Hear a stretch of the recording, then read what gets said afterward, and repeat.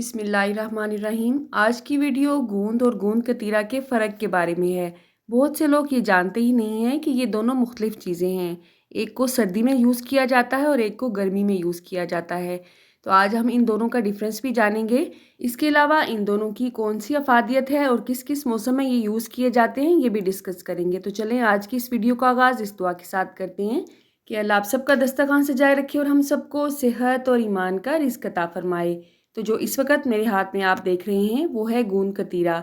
ये थोड़ा सा वाइट होता है, थोड़ा सा क्रिस्टल नुमा होता है, और ये जो इस वक्त आपको ब्राउन कलर का नज़र आ रहा है मेरे हाथ में, ये गूंद होता है। असल में गूंद सिर्फ दो तरह की नहीं होती है, बल्कि इसकी बहुत सी इकसाम हैं। इसे दरख्तों से कलेक्ट किया जाता है और इसमें वही क्वालिटीज़ होती हैं जो कि उस दरख्त की या उस फल की होती हैं। सर्दियों में जो हलवा बनाया जाता है वो इस गोंद का बनाया जाता है। इसके बहुत से फ़वाइद हैं, हम वो भी डिस्कस करेंगे। फिलहाल हम इनका जो ज़ाहरी फ़र्क है वो देख रहे हैं। तो जो कदरे लाइट कलर का है, क्रिस्टल नुमा है, उसे गर्मियों में इस्तेमाल किया जाता है, गूंद कतीरा है, और दूसरा गोंद है जिसे कि सर्दियों में इस्तेमाल किया जाता है।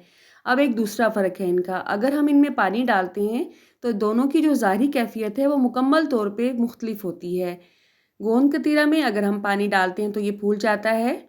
दूसरी तरफ अगर गोंद में हम पानी डाल के कुछ देर के लिए रखेंगे तो वो पानी में मुकम्मल तौर पे हल हो जाएगी। तो आपके लिए तजर्बा मैंने किया है, आपको तजर्बा करने की बिल्कुल भी ज़रूरत नहीं है। सिर्फ आपने ज़हन नशीं ये करना है कि जो चीज़ पानी में मेल्ट हो रही है वो सर्दियों में इस्तेमाल की जाती है, जिसे कि गोंद कहते हैं। और गोंद कतीरा अपनी असल जिसामत से 3 से 4 गुना बढ़ जाता है पानी में सोक करने के बाद, और इसे गर्मियों में इस्तेमाल किया जाता है। तो यहाँ पे मैंने इसे पूरी रात के लिए छोड़ा है। आप 5 से 6 घंटे भिगो दें। उसके बाद आपने जब देखना है तो हैरान हो जाएंगे, क्योंकि ये फूल के डबल से ट्रिपल हो चुकी है। देखने में यूँ लग रहा है जैसे हमने बर्फ़ को कूट के रखा हुआ है, राइट। और दूसरी तरफ जो गूंद है वो पानी में मुकम्मल तौर पे डिज़ोल्व हो चुकी है और उसका कलर बिल्कुल वैसा ही आया है जैसा कि गूंद का कलर था। और गूंद में 1 से 2 बड़े पीसेस ऐसे हैं जो कि ज़्यादा बड़े साइज़ के होंगे, वो अभी डिज़ोल्व नहीं हुए हैं। अगर ये ज़्यादा देर पड़े रहेंगे तो ये भी पानी में मुकम्मल तौर पे मिक्स हो जाएंगे। अब बात करते हैं इन दोनों की अफादियत की। तो ये जो गोंद कतीरा है जो कि डबल ट्रिपल हो चुका है, इसकी तासीर ठंडी होती है। हीट स्ट्रोक से बचाने के लिए इसे इस्तेमाल किया जाता है, इसलिए इसे गर्मी में इस्तेमाल किया जाता है। जिन लोगों की नक्सीर अक्सर फूट जाती है उनके लिए ये बहुत मुफीद है। निज़ाम इंहज़ाम के लिए बहुत मुफीद है। जिन लोगों को कॉन्स्टिपेशन या कब्ज़ का इशू रहता है वो अगर इसे इस्तेमाल करेंगे तो इंशाल्लाह ज़रूर फ़ाका पाएंगे। गूंद कतीरा से आपने टेस्टी सी लस्सी कैसे तैयार करनी है, इसकी रेसिपी ऑलरेडी मेरे चैनल पे मौजूद है। उसका लिंक आपको वीडियो के डिस्क्रिप्शन बॉक्स में मिल जाएगा।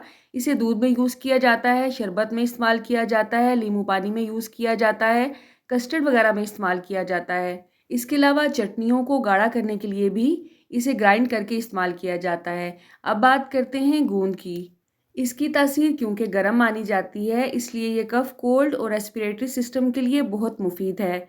थकावट को ये बहुत जल्दी भगा देती है और जिस्म की कमज़ोरी को ये दूर करती है। इसकी तासीर क्योंकि गर्म होती है, इसलिए इसे सर्दियों में इस्तेमाल किया जाता है। स्किन के लिए ये बहुत ही हेल्दी है। इसके अलावा जो इम्यूनिटी सिस्टम है उसको भी ये स्ट्रॉन्ग करती है। प्रेगनेंसी के बाद अक्सर औरतें जो इस्तेमाल करती हैं हलवा जात, उसमें इसका इस्तेमाल किया जाता है क्योंकि कमर दर्द के लिए ये बहुत ही मुफीद है। इसके अलावा नर्व सिस्टम को भी ये स्ट्रॉन्ग करती है, तो इसे अक्सर हलवों में इस्तेमाल किया जाता है, लेकिन इसकी ज़्यादा मिकदार नहीं खाई जाती है। जस्ट 1 चम्मच ही इस हलवे का इनफ होता है। पंजीरी वगैरह में भी इसे इस्तेमाल किया जाता है। इसके अलावा इसकी चिक्की भी बनाई जाती है। अक्सर औक़ात गूंद को कीकर से हासिल किया जाता है, मोरिंगा के दरख्त से हासिल किया जाता है। तो इंशाल्लाह नेक्स्ट वीडियो में आपको मैं काफ़ी वैरायटी में गूंद दिखाऊंगी, ताकि आपको आइडिया हो सके कि मार्केट में कितनी तरह की गूंद अवेलेबल है। मेथी दाना और मेथरे में क्या फ़र्क है, बेकिंग पाउडर और बेकिंग सोडे में क्या फ़र्क है, चिया सीड और बेसल सीड में क्या फ़र्क है, पिंक साल्ट और वाइट साल्ट में क्या फ़र्क है, इन तमाम पे आपको मेरी वीडियोस मिल जाएंगी। इन तमाम का लिंक मैं आपको डिस्क्रिप्शन बॉक्स में दे दूंगी। इंशाल्लाह आप इन तमाम वीडियो को देख के ये महसूस करेंगे कि आपने कोई नॉलेज सीखा है। आपका वक्त कभी भी ज़ाया नहीं करूँगी मैं।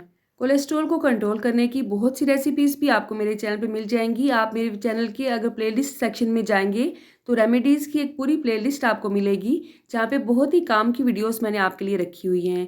अपनी सिटी का नेम अगर आप कमेंट बॉक्स में बताएंगे तो मेरे लिए एक इनाम से कम नहीं होगा। अल्लाह हम सबको सेहत और ईमान का रिज़्क अता फरमाए और हम सब के रिज़्क में कसरत से ज़्यादा बरकत और आसानी अता फरमाए। रुके रुके सुने, जाने से पहले वीडियो को लाइक कर दें, अच्छी लगी तो शेयर कर दें और सब्सक्राइब करने के बाद बेल का आइकन भी ज़रूर प्रेस करें। जज़ाकल्लाह। मेरी नेक्स्ट वीडियो तक अल्लाह हाफ़िज़।